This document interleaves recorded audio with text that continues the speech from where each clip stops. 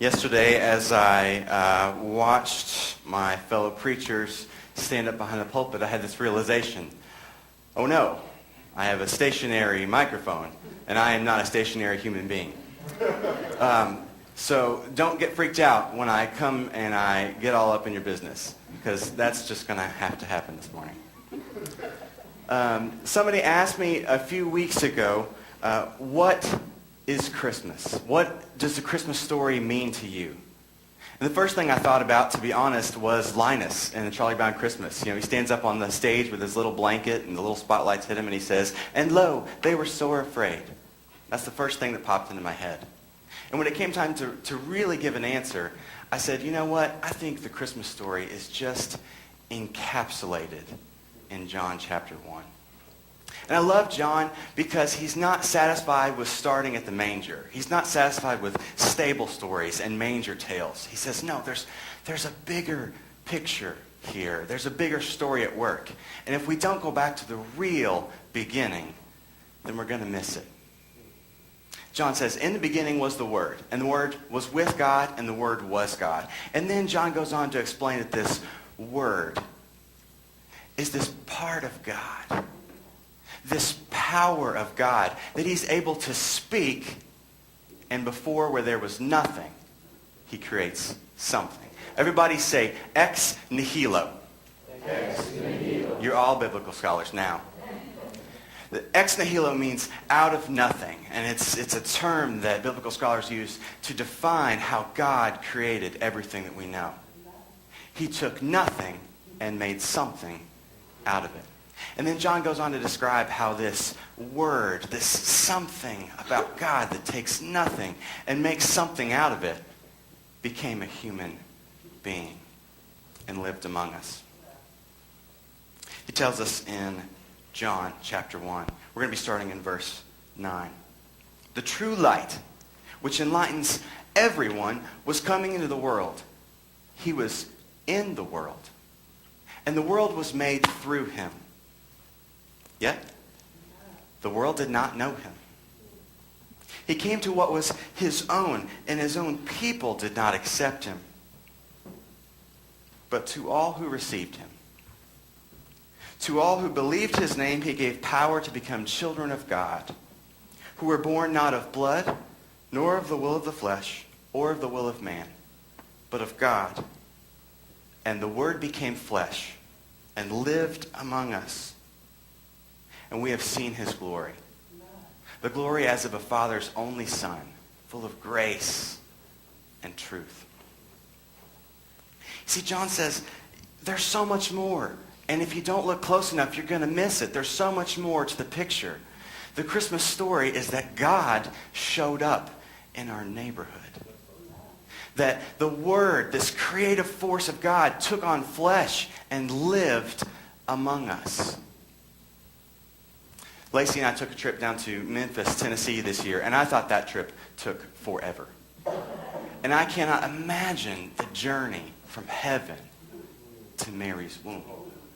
I mean, what must God go through to become a human and walk among us? To go from the boundless expanse of heaven to a tiny manger. To knowing no limits and no boundaries, and to be confined in the hands of a small child. I mean, what must it have been like? I heard a story about a preacher who was working on his Christmas sermon. And he was really feeling the pressure of the sermon, and no matter what he did, he couldn't come up with anything. His pages were blank. It was late Saturday night, and he worked and worked. And finally, in frustration, he looked down at the dog sitting at his feet. He says, "You're just going to have to preach for me. I've got nothing. It's all up to you." Like many of us would do, he laid down his head and began to pray for guidance, for a word to deliver. And like many of us would do after a long week and a late Saturday night, he quickly fell asleep. And the preacher started to dream. And in this dream, the dog at his feet looked up and he began to speak to him. And he said, "Master, do you love me?" And the preacher said, yes, of course I do. I take care of you. I feed you. He says, yes, I know all of that. But, would you do anything for me? Would you do anything to spend time with me? Would you do anything just to be with me and to show me you love me? And before you answer, Master, I want you to know what you'd be giving up. You see, you're a human and I'm a dog. You have this creative imagination, and you can use your words to create literature and art and drama and music and poetry. You can use your hands to make these great technological marvels and these tiny, tiny, intricate technologies. Your only limits are yourself. But if you become a dog like me, if you choose to walk like I walk, you'll only be able to communicate in grunts and growls. Your paws will be clumsy, and you'll be limited by the length of your leash. Are you willing to do that? Just to be with me? Before the preacher could answer, he awoke from his dream and ran off to the church. He had slept through the night, and it was time to preach. And he was right about something. The dog certainly preached the sermon for him. What would Jesus have had to give up? What would this word have to give up to put on flesh and walk among us? To take all the knowledge of heaven and to step down to be with us. I had to ask myself, why would he do that? It can't be for his own experience. It's not like going on a vacation. I want to see what it's like.